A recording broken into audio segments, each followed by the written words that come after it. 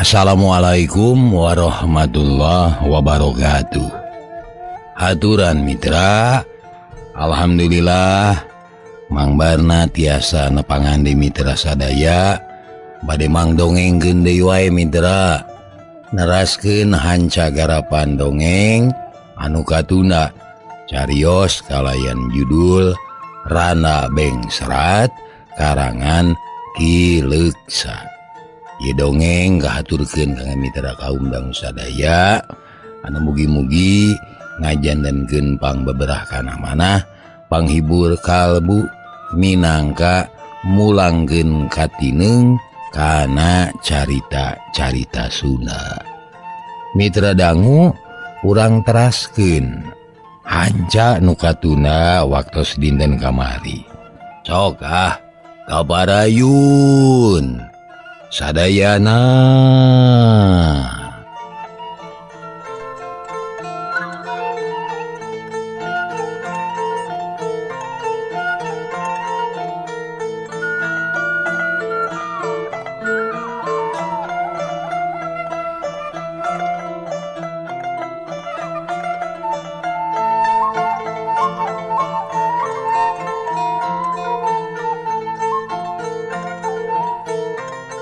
Mitra dangu hanca nu katuna waktos dinten kamari teh upami telepat parantos dugi ka beurang kaganti ku peuting, hawa robah jadi tiis.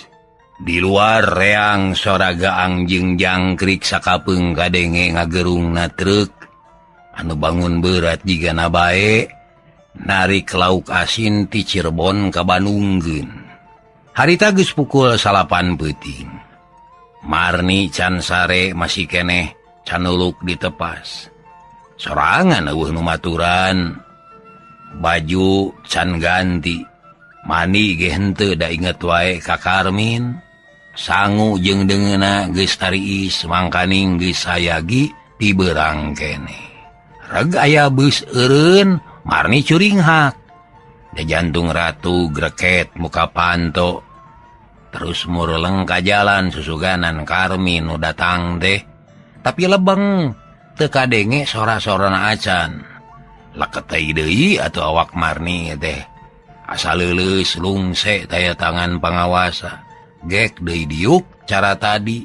Nangeuy gado bari ngalamun. Marni, ulang ibun wae bisi asup angin. Keun bae da engke ge adi datang mah gegeroan. Kajero geus peuting ieu teh. Ceuk Pak Aryono ti tengah imah. Tapi Marni teu nemalan kalah inghak-inghakan ceuri. Bet kawas budak anu can hideng. Akhirna labas tapi kaisuk. Karmin teu datang. Marni geus beak harepan paroman jadi alum awak lungse hate keheul ka salakina. Tapi ku inung bapana terus-terusan dilalemu sangkan sabar jeung tawakal sabab moal aya gunana najan di pikiran oge. Ulah dipake nguluwut anggur mah doakeun sangkan salaki maneh salamet. Aya dina panang tayungan Allah, kurang hade di papagu Cipanon bari jeung hade marungkawut. Eta teh teu sadar ngaranna. Sing apal apan salaki teh tantara. Yo tugas di nagara tangtu aya itu ieu anu ngadadak.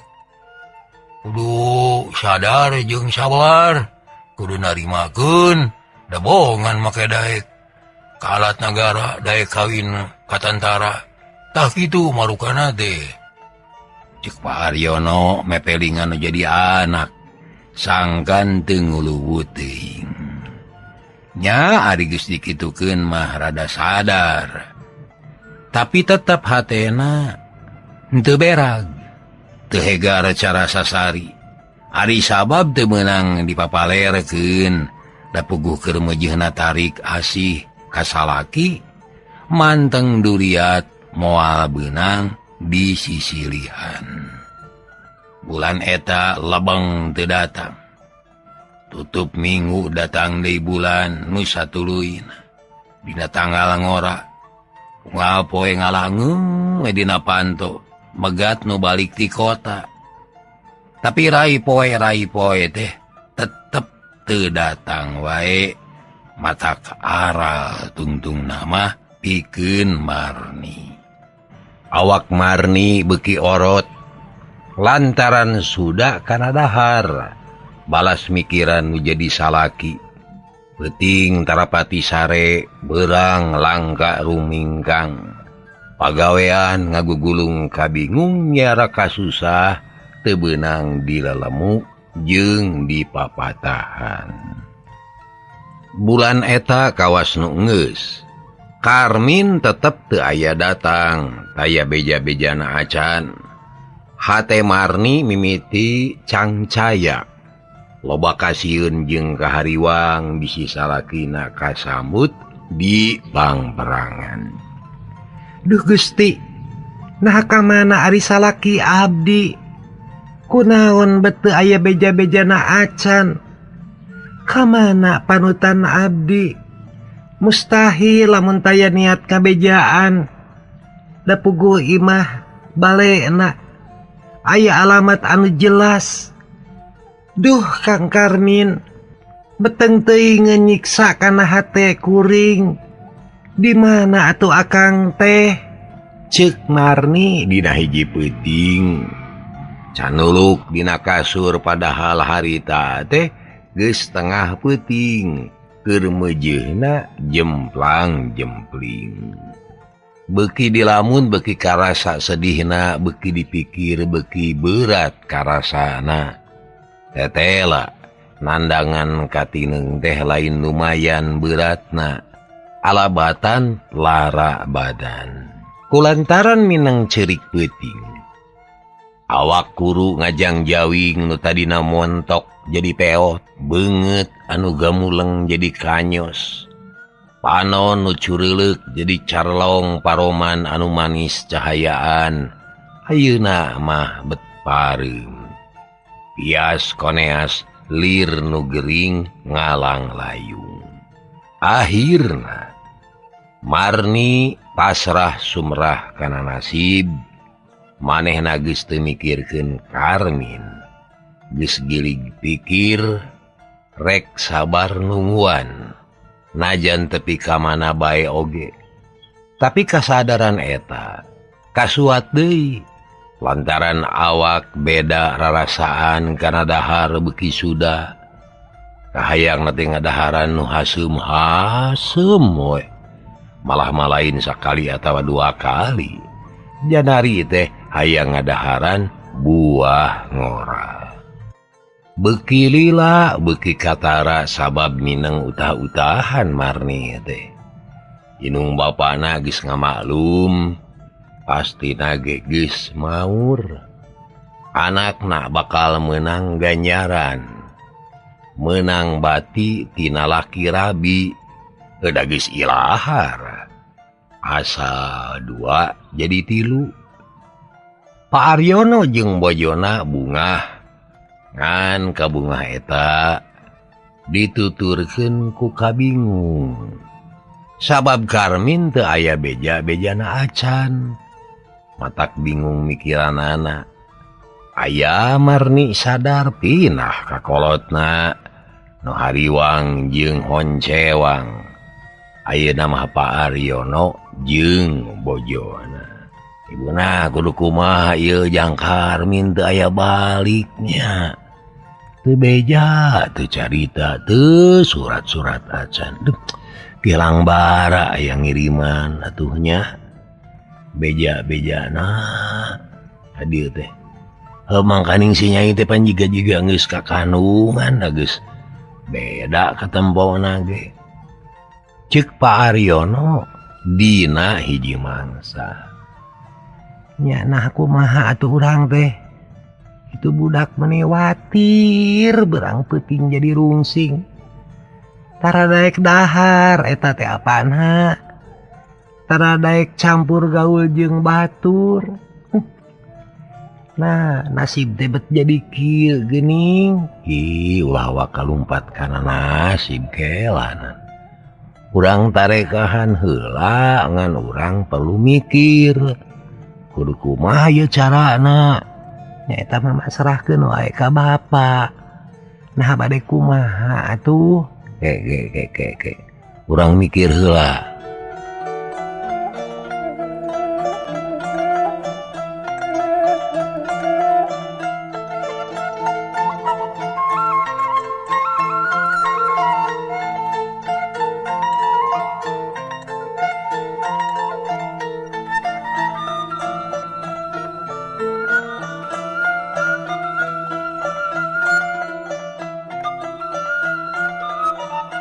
Pak Aryono napelkeun curug kana tarang na kerung bari mikir neangan akal pikeun nulungan nu jadi anak. Lantaran beki dieu beki karasa yen yang hareupan kitu teh seungah. Lila-lila Pak Aryono nanya deui.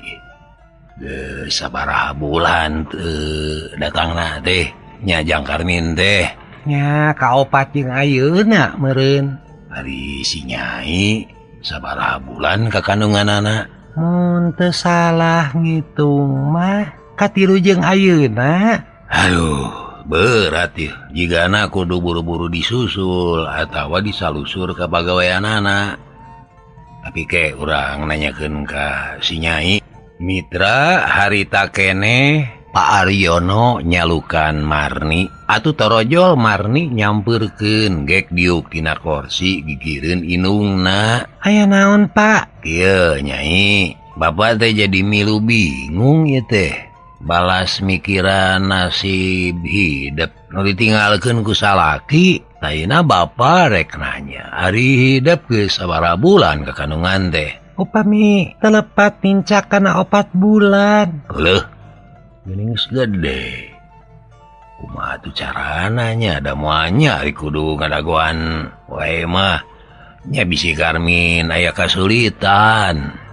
Kuduna mah disusul ngarah puguh. Ceuk Pak Aryono geus gili gerek nyusul. Masarahkeun bae ka emak jeung bapak, abdi mengiringan. Iya tuh. Ayeuna Marni mah sing jongjon di dieu. Keun ku bapak rek disusul ka lemurna. Nah ka Bandung atawa ka Sumedang? Di mana alamatna anu benerna eta teh Jang Karmin teh? Tingalian we tina surat nikah atuh. Da di dinya aya alamat jeung jenenganana. Lain Karmin di ditu nama tapi Basri.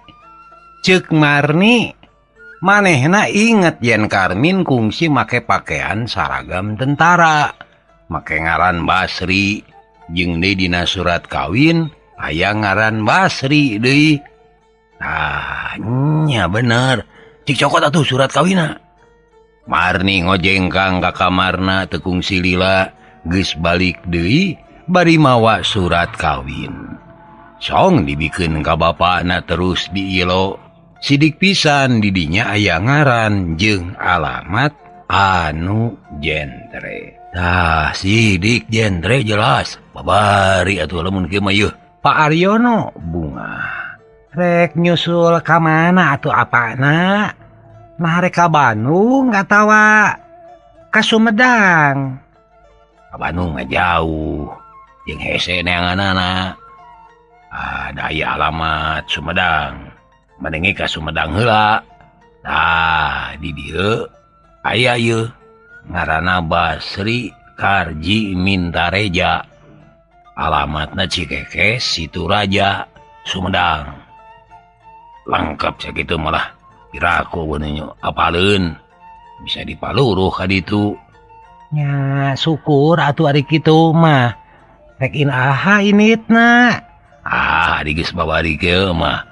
Lajan isu kan ge teu naon-naon. Nya jig atuh buru-buru susul ka ditu. Susuganan aya laratan anu pasti, pokona mah karunya ka si Nyai. Ulah diganggayong kitu. Kumaha mun abdi ngiring sakalian. Mengpeung beuteung can bureuyeung. Kuat keneh sakieu mah. Marni usul bakat kutu sabar hayang geura tepung jeung Karmin nya teu naon-naon ari kuat mah ngarah babari deui ongkoh nya jiga wae kitu oge kuring mah satuju sia mitra jeung Marni na ieu rek disusul waranya atuh geus kitu mah harita keneh Pak Aryono gudar gedor neangan keur ongkosna dibelaan unyam inyem sabab mun hasil patepung jeung Karmin piraku teu meunang duit kitu anggohanana mah bisa dipake keur mayar hutang saware mitra kaum dangu kacaturkeun isukna Pak Aryono jeung Marni geus sagedang dan tuluy magat mobil ngajugjug ka Sumedang kaparengan mobil teu hese atuh kira-kira jam 8 geus aya di kota Sumedang duanana pating polohok da can pati apal kana kaayaan di Sumedang nyai kamana ari Situraja teh nya ieu teh ngetan atawa ngulon cek Pak Aryono bari rarat-reret mitenan kaayaan di kota Sumedang abdi ge teu acan terang margi Kang Karmin tara ngobrolkeun Situraja da sasering nama nyarioskeun di Bandung ya kan wae atuh teu kudu bingung da urang teh boga nabi bisa tertanya ka urang dieu tapi bapak mah geus lapar teh da tadi teh can sasarap heula urang jajan heula we yuk di mana atuh Pak urang nyobaan tahu Sumedang bejana mah nikmat mun didahar jeung lontong tuh aya dagang di ditu tuh Pak Aryono nunjuk ka tukang tahu nu teu jauh jeung Sasak Cipeles loba catur Pak Aryono jeung Marni ngadeuketan ka tukang tahu geus kajerogek diuk dina bangku panjang kop kana lontong terus pating celebek ngadahar tahu jeung lontong ari Marni kabita ku cengek atuh calatrok bari ngegelan cengek guluntungan gue nikmat ngadahar tahu haneut jeung cengek nyaan lain beja ngeunah tahu teh ieu ari di Sumedang mah ieu ceuk Pak Aryono kop deui nyokot tahu haneut am dihuapkeun hari tukang tahu tibang nyerengeh ngadenge daganganana dipuji teh tapi bapak teh mana kitu Pak tukang tahu penasaran ka dipaten jang nyata bade ka Situraja nanging teu acan terang jalan ayeuna ka mana nya Situraja teh jang Pak Aryono sakalian we nanyakeun saya jalan keur cacarita gampil tuh kadinya tah kapal liwetan ngabujeng we ka terminal Tegal Kalong di ditu seueur mobil anu ka Situraja jalan ieu jang sumun ieu jalan 11 April duh atur nuhun atuh Pak Aryono bungaheun pisan sanggeus wareg ngadahar tahu terus dibayar malah mah meuli keur bekal di jalan da disangkana ka Situraja teh jauh pisan bisi di jalan lapar deui berala leumpang deui mapai jalan 11 April maju ngetan najan loba beca ge teu kana beca leumpang we bari sakalian alakilik ngarah apal kana kaayaan di dinya akhirna anyog ka Tegal Kalong mitra barang nepi ka Tegal Kalong Baba calo-calo maruru ka Pak Aryono paheula-heula nanya matak bingung nemalanana malah mah aya nu noel ka Marni atuh Marni teh baeud bari ngabalieur bade ka Situraja mang mah nu mana mobilna cep cek Pak Aryono bari panona teu waleh rarat-reret aduh hejo Pak salik segera beli angkat cek salah saurang nu aya di dinya Atuh terus Pak Aryono jeung Marni teh asup kana mobil hejo gek diuk tumaninah naker. Saenggeus panumpang pinu geleser mobil maju tius kawetankeun ngajugjug ka Situ Raja. Tengkung sisa jam malah mah ukur leuwih saeutik di setengah jam. Geus tepi ka Situ Raja jerut Pak Aryono turun dituturkeun ku Marni. Tareskeun deui Pak, ka mana ari Cikekes? Nya urang tanyakeun ka tukang baso tah. Aya baso di dieu geuning nya. Cek Pak Aryono teu miceun waktu. Buru-buru tatanya kaparengan teu hese atuh terus lempang maju ngaler muru ka lembur Cikekes. Bari lempang teu weleh nanyakeun, malah karek ka Palebah Cibiuk oge geus haben we nanyakeun ka unggal jalma anu tepung. Akhirna anyog ka sisi lembur Cikekes. Reg eureun di warung nanyakeun deui, "Ibu punten bade tumaros ieu." Bari dongko asup ka warung. Dah teu warung teh depek. Kudu dodongkoan. "Bade naroskeun saha?" cek si ibu tukang warung. Manawi uning bumina jang Basri. Palih mananya? "Oh, Basri nu janten tantara." Leres eta anu calikna di Bandung. Nanging urang dieu kawitna mah. "Oh, leres malima kaparengan nuju araya di dieu. Da nuju nikahkeun eta raina. Tuh palih ditu tuh Bapak. Da seueur keneh tamu.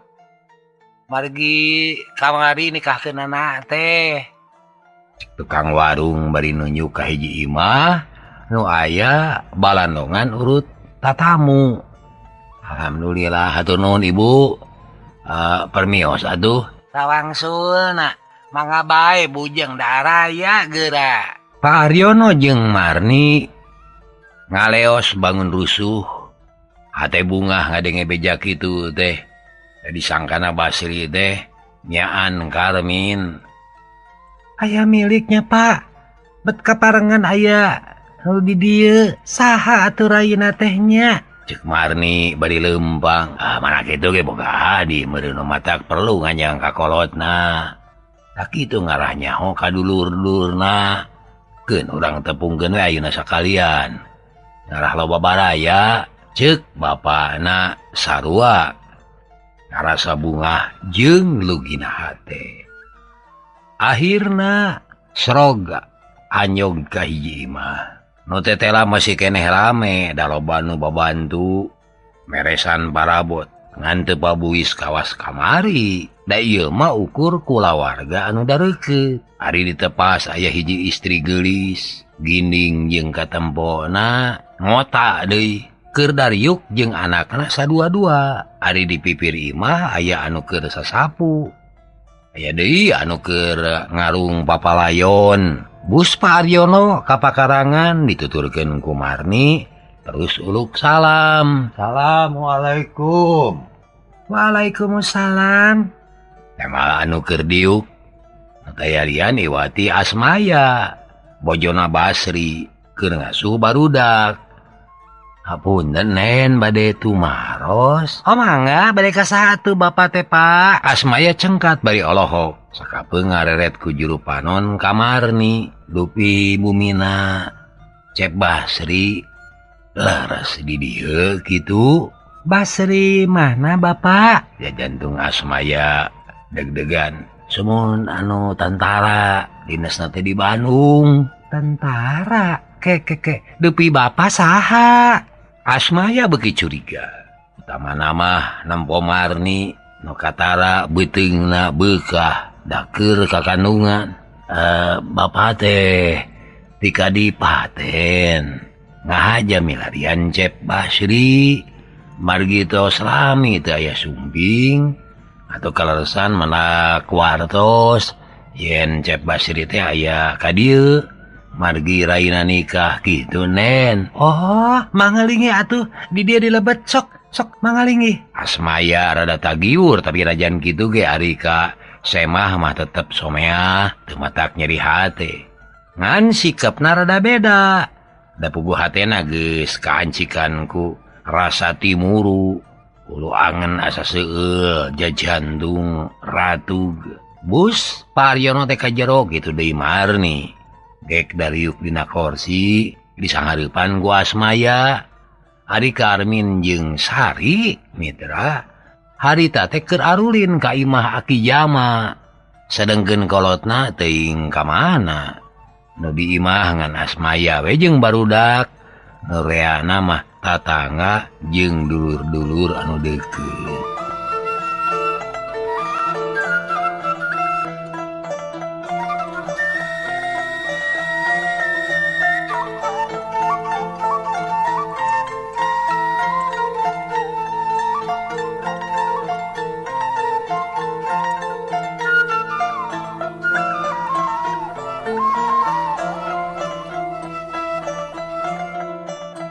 Asmaya sanggeus rada teteg hatena terus nita ulin ka anakna atuh Dena jeung Deni tarurun ti imah arulin di buruan ngome anak hayam. Hapunten Bapak, abdi teh bade tumaros deui margi asa nemean tepang. Dupi Bapak teh saha jenengan? Ceuk Asmaya usaha sate kahepola. Sangkan ayem jeung Anca bisi ngajaheutkeun ka Semah. Kieu nen wasta Bapak teh pun Aryono, ramana ieu pun anak, ari pun anak wastana Marni. Ayeuna teh nuju bobot 4 sasi. Pangna tebih-tebih nyungsi teh jauh-jauh nyusul. Sanesku teu percaan dan sanesku teu ridho dikantun. Nanging da ari jalmi mah kena ku paripaos gitu. Leutik ringkang gede bugang. Taku kituna sanaos repot oge Bapak teh maksakeun maluruh. Kandaroskeun nu akhirna anyog ka dieu. Tah kahiji kitu anu janten marga lantaranana teh atuh kaduana Bapak teh asa teu tentrem hate margi ieu pun anak teh tos lami teu dilongokan teu beja teu carita teu serat-serat acan mangkani ayeuna teh nuju ka kandungan keur meujeuhna butuh perhatosan ti carogena kari-kari ayeuna tos lami teu aya muli mata kariwang sareng salempang. Da upami aya wartos mah moal teuing disusul-susul sawios. Sanaos sataun 2 tahun oge da terang jalmi dinas anu kaiket ku palaturan. Nanging da ieu mah teu aya wartos atuh kapaksa ku Bapak teh disusul. Tak kitu nu janten laratanana mah nen atur uning bae.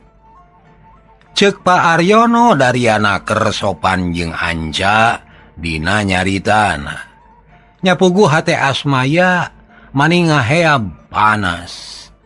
Amek kasalakina da ku sakitu ge geus kateguh yen Basri teh tangtu boga pamajikan anu ngora. Sajongjongan mah Asmaya teh ngahuleng.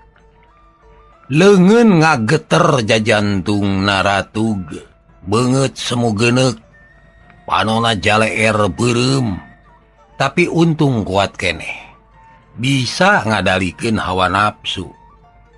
Sangeusna leler pok nanya deui, dupi ieu sahana atuh? Nunjuk kamar nih mohon ieu teh bojo Cep Basri pun anak teh ieu teh.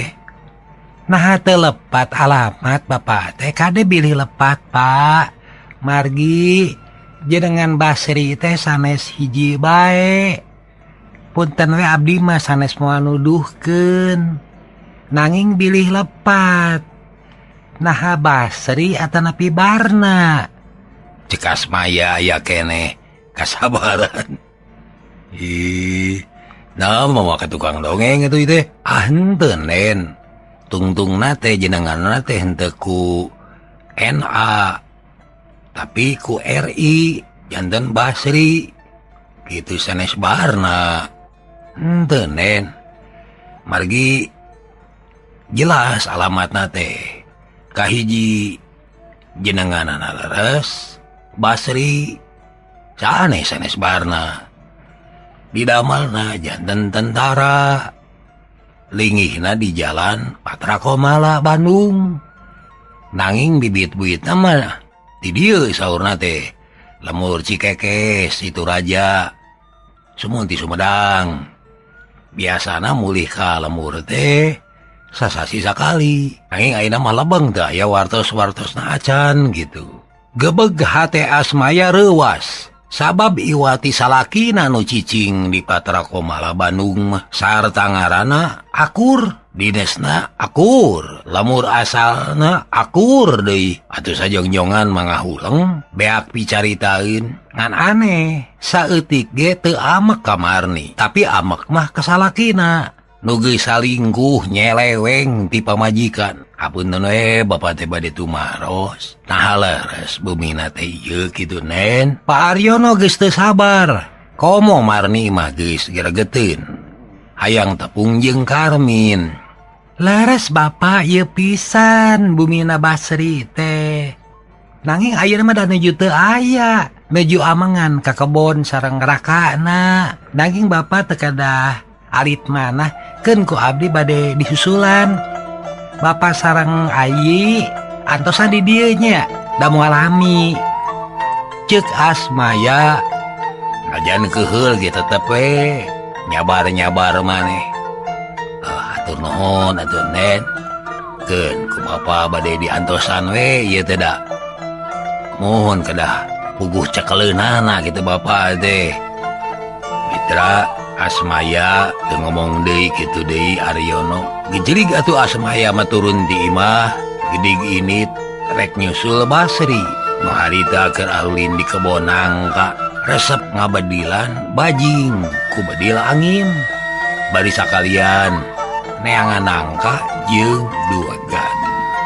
Ari Aryono jeung Marni harita teh ngadagoan di imah Mang Seno. Najan aya hal anu teu mata kaharti oge, duadana sabar nungguan. Ngan hate Marni jadi teu teteg. Loba kasieun jeung kahariwang. Dumeh geus bisa ngarasakeun naon sanyana nu kajadian. Utamana mah nilik kana sikap Asmaya tadi. Katempona bangun reuwas jeung amek. Perasaan awewe memang leuwih seukeut batan lalaki. Pak, nah moal matak naon-naon kitu. Asa beda rarasaan. Moal naon-naon. Nah, ada urang mah teu boga tujuan goreng. Tenang we pokona mah da. Ayeuna mah geus puguh. Salaki hidup teh di dieu. Geura moal lagi. Datang. Mitra kaum dangu kacaturkeun Asmaya. Harita teh lempang tiba baranting da puguh rusuh di barung ku amarah. Hayang geura tepung jeung Basri. Lempang dina galeng gagaleongan. Hampir-hampiran labuh. Dasar lalaki teu beunang dipercaya. Panyana teh nyaan jujur jeung bager. Sing hore ngabudi ucing. Keun sia. Diwarah ku aing mah moal diantap lalaki kitu mah. Moal sieun ajan tentara ge moal. Keun ceuk hate Asmaya bari ti papareket ngeupeulkeun peureub. Beungeutna geuneuk kesang ngoprot saluar awak. Serog ka kebon kasampak teh Basri keur anak kakehan apeun tangkal buah. Hareupeunana aya duegan jeung nangka segede Seng kamu sengit dikabitaeun atuh eta nangka teh.